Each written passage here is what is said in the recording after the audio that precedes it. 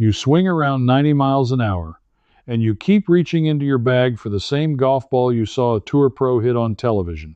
That ball is quietly costing you distance on every single hole.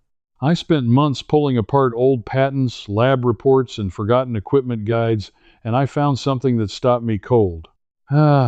Most golfers who swing near 90 miles an hour are playing a ball built for a body that swings 20 miles an hour faster. Nobody warned them, because the people who understood it stopped explaining it a long time ago. The clue that finally cracked it for me was a little brass machine from 1935 called the Addy gauge. That and a 50-cent kitchen trick using nothing but salt and tap water that tells you whether the ball in your hand is secretly defective before you ever tee it up. I first noticed all of this standing over a bargain bin at a driving range outside Wichita, holding two golf balls that looked absolutely identical but felt like they came from two different planets. One thudded off the club face like a rock, the other sprang off soft and hot. Same size, same dimples, same white cover. And I could not stop asking why. Here is the part that matters to you right now. Everything I'm about to walk you through works with the golf balls already sitting in your bag today. You do not need a launch monitor. You do not need a new driver. You just need to understand the thing that was hidden in plain sight, and I'm going to hand it to you piece by piece. So let me take you back to that bin, because that is where the trail actually started. I was digging through a wire basket of used balls, the kind they sell 3 for $1, and I found 2 that had the same brand printed on them but different model years. On a whim, I pressed both of them hard between my thumb and a wooden bench. One gave way under my thumb, the other barely moved. And I remember thinking, if a ball can be that different under my thumb, what is it doing under a clubhead moving 90 miles an hour? That question sent me looking for the word that kept coming up in every old golf manual I could find. Compression. It's a word you've probably seen on a box and ignored. I ignored it for years too. But compression is the single most misunderstood number in the entire game, and once I understood where it came from, I couldn't unsee it. Compression is simply how much a golf ball squishes when force hits it. A low number squishes a lot. A high number stays firm. And here's the thing nobody spells out for you at the register. That number was never meant to describe a ball on its own. It was always meant to describe a ball paired with a specific swing speed. The two go together like a lock and a key. Use the wrong key, and the door never fully opens. I wanted to know who first put a number on this, so I followed it back, and the trail led me to a company called Addy Engineering and that little brass gauge from 1935. Before that machine, golfers described a ball with words like lively or dead or hard. There was no scale. The Addy gauge changed everything. It pressed a spring-loaded plunger into the ball with a fixed load and measured exactly how far the ball deflected. Suddenly, a ball wasn't just firm. It was an 80, or a 90, or 100. And for decades, that number was common knowledge among everyday golfers. My research kept turning up old pro shop notes and hardware store displays from the 1950s and 60s where the compression was printed right on the sleeve in big numbers, and the shop pro would actually match it to you. A slower swinger got an 80. A hard hitter got 100. It was ordinary. It was expected. It was free advice that came with the ball. So here is the first clue clicking into place. The reason those two balls in the Wichita bin felt like different planets is that one was a low compression ball and one was a high compression ball. And the reason that matters to a 90-mile-an-hour swinger is coming, because it turns out the number that's right for you is not the number most of you are playing. But that only deepened the mystery for me. Because if compression was once printed in giant numbers and matched to the golfer for free, where did that number go? Why did it vanish from the box? Why did the shop pro stop asking about my swing speed and start pointing me at the most expensive ball on the shelf? That's the next thread, and it's where the story turns. I went looking for the exact moment the advice dried up, and it points to one product and 1 year. The year is 2000. That's when a ball came out that rewrote the entire market. I won't turn this into a commercial, but you know the one. A soft-feeling, high-performing ball that the best players on earth switched to almost overnight. And within a couple of seasons, nearly every serious golfer wanted the exact same model in their bag. Now, here is what I found buried in the older testing literature, and it genuinely surprised me. That ball, and the whole family of premium balls that chased it, was engineered around tour-level swing speeds. We're talking driver swings up in the range of 110, 115, even 120 miles an hour. At those speeds, the ball compresses fully. The whole system works. The player pays for performance and actually receives it. But something quiet happened at the same time. The marketing stopped talking about swing speed at all. Think about it. If the box says, "This is what the champions play," and you want to play like a champion, you buy it. Nobody at the counter is going to ask you an awkward question about how fast you swing. It's easier to sell one premium ball to everybody than to match the right ball to each person, so the matching stopped. The number came off the front of the box. And that free piece of common sense my research kept finding in 1950s pro shops simply evaporated. Here is why that costs you real money and real distance. A high compression premium ball needs to be compressed to release its energy. It's like a stiff spring. If you don't hit it hard enough, that spring never fully loads and you leave energy on the table. A golfer swinging 90 miles an hour is often not compressing a firm tour ball anywhere near enough to get the payoff. You paid for a spring you can't fully squeeze?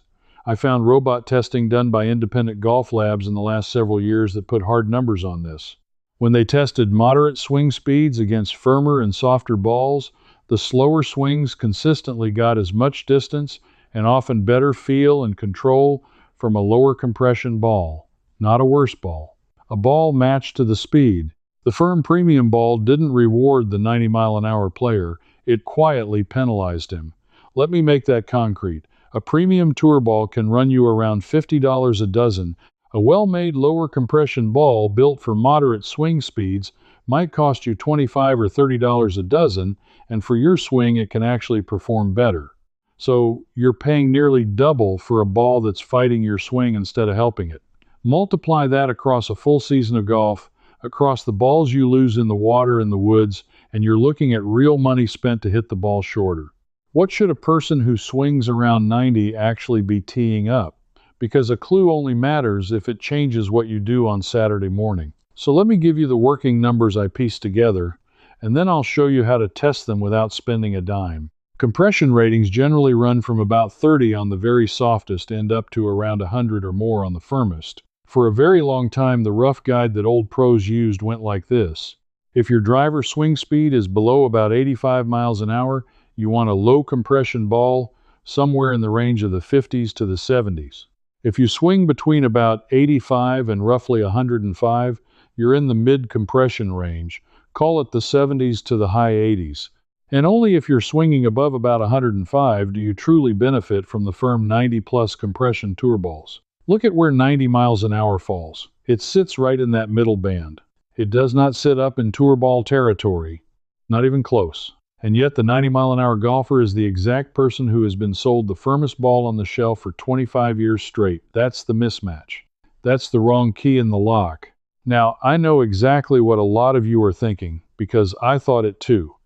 You're thinking, this is fine for someone with a launch monitor and a fitting appointment and money to burn on testing.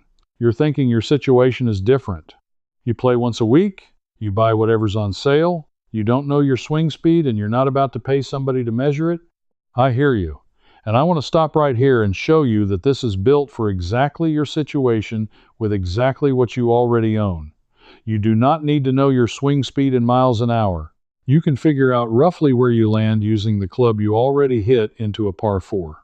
Here's the rule of thumb I dug out of the older instruction material, and it holds up. Take a flat, average length par 4 that runs about 400 yards. Notice what club you hit for your second shot after a normal drive. If you're hitting a short iron in, something like a 9-iron or a wedge, your swing speed is on the higher side. If you're hitting a middle iron, a 6, 7, or 8, you're right in that moderate band around 90. And if you're reaching for a hybrid or a fairway wood to get home on a 400-yard hole, you're on the slower side, and you need a soft, low compression ball even more than most. Most weekend golfers hitting into that green with a middle iron or dead center in the moderate range. That's you. That's the 90-mile-an-hour zone. And that means the firm tour ball in your bag is very likely the wrong ball. Here's what you can do this week with zero equipment. Buy one sleeve, just 3 balls, of a ball clearly labeled low or mid compression, something in the range I described. It'll cost you a few dollars. Play those 3 balls on the same course, the same day, back to back with the firm ball you normally use. Pay attention to 2 things and 2 things only: how far your good drives roll out and how the ball feels off your putter and wedges. Most people who do this honest little test come back stunned. The softer ball feels better around the greens and gives up nothing off the tee, and very often gives them more. That's the second clue. The advice didn't disappear because it stopped being true. It disappeared because it was easier and more profitable to sell one ball to everyone than to hand out the free knowledge that used to come standard. Someone benefited from you not knowing your own number. If this way of thinking connects with you digging out the buried stuff, building real understanding from the ground up, I put the full system together in a series of digital books called First Wins, Sharp Habits, and The Full System. They're built for exactly the kind of person who would rather know the real reason than accept the packaged answer. You can find the link in the description below this video. Take a look when you get a chance, and then come right back, because the most practical part of this trail is still ahead. And that made me ask the obvious question. If 90 miles an hour is the wrong speed for a firm tour ball, what is the right number for me? There's another free test I found that tells you a lot before you ever swing.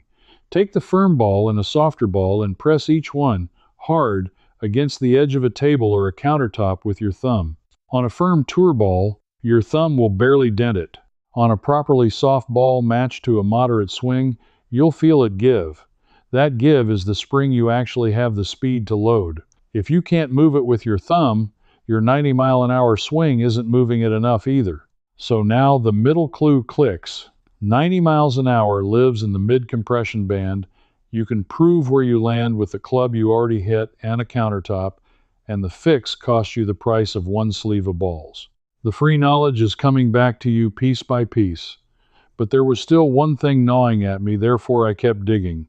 Because distance was only half of what I felt standing in that bargain bin. The other half was spin. And spin is where the story gets stranger, and where I found the part almost nobody talks about. Here's the setup that had me stuck. If a softer, lower compression ball is often better for the 90-mile-an-hour golfer, why do so many good players insist on firm balls for the short game? The answer is spin, and understanding it protects you from making the opposite mistake and buying the wrong softball. Golf balls are built in layers. The old rubber core ball, the one that changed the game, was patented by a man named Coburn Haskell back in 1898, wound with rubber thread around a core. That basic idea, a core surrounded by layers, still rules the ball today. The core controls the big stuff, the distance and the compression feel. The cover controls the small stuff, the spin and the bite around the greens. Modern covers come in 2 broad families. There's a firm, slick cover material that lasts forever and flies with less spin, and there's a soft cover material that grabs the grooves of your wedge and spins hard. The premium tour balls use that soft, grabby cover, which is genuinely wonderful around the greens. That's the real reason good players love them, not the distance, the bite. So here's the trap, and I want you to see it clearly. Some of the cheapest low-compression balls give you the soft feel and the easy compression your swing wants, but they wrap it in the hard, slick cover that won't hold a green. You get the distance benefit and lose the short game bite. Meanwhile, the firm tour ball gives you the bite and steals your distance. For years, a 90-mile-an-hour golfer was stuck choosing between 2 wrong answers. But here's what my digging turned up, and it's the good news. In just the last several years, ball makers quietly started building exactly the ball that band of golfers always needed. A low or mid-compression core, the kind a 90-mile-an-hour swing can actually load, wrapped in the soft, grabby cover that holds the green. They exist now. They're sitting on the same shelf as the tour balls, usually for $10 or $15, less a dozen, and almost nobody points you to them because they don't have a famous champion's name attached. When you go to buy that test sleeve I mentioned, this is the exact thing to look for on the box. You want two words together: soft compression and urethane cover. That combination, low compression on the inside, soft grabby cover on the outside, is the ball that was engineered for your swing and buried under the marketing for the flashier one. Urethane is the word for the soft, spinny cover. Say it at the counter and watch how fast the conversation gets specific. Now the third clue snaps into place. It was never just about soft versus firm. It was about matching the inside of the ball to your swing speed and the outside of the ball to your short game at the same time. And for years, the ball that did both for a moderate swinger barely existed. Now it does. And knowing those two words puts the choice back in your hands. And that brings me to the last thread, the one I saved for the end, because it's the one that made me sit back in my chair. Because even after you find the right compression and the right cover, there's one more thing that can quietly wreck your putting and your straight shots, and it has nothing to do with your swing at all. It has to do with a hidden defect inside the ball itself. And there's a way to catch it at your kitchen sink that golfers used to know and somehow forgot. Let me set this up the way it unfolded for me. I kept running into old references in dusty golf tips, columns, and forum posts from self-reliant old-timers to something called an off-center core. The idea is that inside every ball is a core, and that core is supposed to sit dead in the middle. But manufacturing isn't perfect. Sometimes the core sets slightly off to one side. When that happens, the ball has a heavy side and a light side. It's out of balance, like a car tire that was never balanced. And here's what an off-center ball does to you. On a hard shot off the driver, the spin is so fast it mostly averages out and you don't feel it much. But on the green, on a slow, delicate roll, that heavy side wins. The ball wobbles. It drifts. It rolls slightly offline no matter how pure your stroke is. You blame yourself. You blame your putter. You buy a new putter. And the whole time the problem was baked into a defective ball.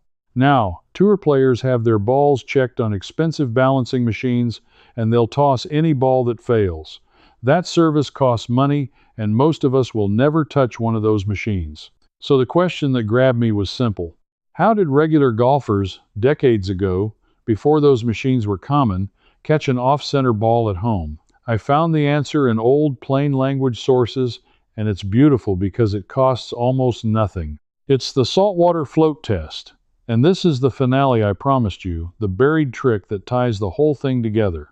Here is exactly how to do it, and you can do it this weekend at your own sink. Take a deep bowl or a wide glass and fill it about 2/3 with warm water.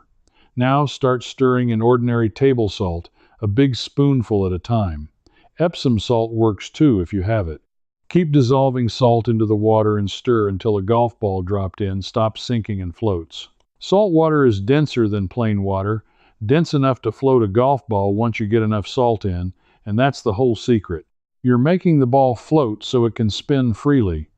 Once your ball is floating, give it a gentle spin with your finger and a little flick. Then let it settle and stop. Here's the tell. Take a permanent marker and put a small dot on whatever point of the ball is sitting straight up on top when it comes to rest. Now spin it again and again and again, 4 or 5 times. If the ball is perfectly balanced, it'll stop in a different random spot every time, and your marks will be scattered all over. But if the ball has an off-center core, the heavy side will sink to the bottom every single time, and the same light spot will float to the top again and again. Your marks will cluster together in one little group. When those marks cluster, you've caught it. That ball is out of balance. The spot where your marks gather is the light side, and the point directly opposite on the bottom is the heavy side. And here is the part that turns this from a diagnosis into an actual fix you can use. On the green, take that ball and set it down with your marked light spot pointing straight up at the sky, or line your alignment mark along the balance line you found. A balanced up ball rolls truer, because the heavy side and the light side are no longer fighting your stroke sideways. Golfers who do this swear their ball stops wobbling and starts holding its line. I tried this myself with a dozen balls at my kitchen counter, fully expecting it to be an old wives' tale, and I want you to hear this plainly. Several balls out of that dozen came to rest on the same spot every single time. Not random. The same spot. Over and over. Cheap balls were worse, but even a couple of pricey ones failed. Ah, I had been putting with wobbling balls for years and never knew. That night at the sink, decades of missed short putts suddenly had an explanation that was never my fault. Think about what that means. The compression tells you if the ball fits your swing. The cover tells you if it'll hold a green. And the saltwater float test tells you if the ball is even honest, if the core inside is where it's supposed to be. 3 layers of knowledge that regular golfers once carried around as ordinary common sense, all 3 quietly stripped off the box and out of the conversation until you were left just grabbing whatever the famous name was and blaming yourself when it didn't work. That's the whole trail. The Addy gauge from 1935 that first put a number on feel, the pro shops of the 1950s that printed that number in big digits and matched it to you for free. The year 2000, when the number vanished and one premium ball became the answer to a question nobody was allowed to ask anymore. The independent robot test that proved a 90-mile-an-hour swing gets no reward from a firm tour ball. And a bowl of salt water that any golfer, in any decade, could have used to catch a defective ball at their own sink. None of it was invented, all of it was buried, and now it's back in your hands. Here's what I want you to feel walking away from this. You were never a worse golfer than you thought. For years, you may have been fighting equipment that was quietly working against your exact swing, and no one at the counter had any reason to tell you.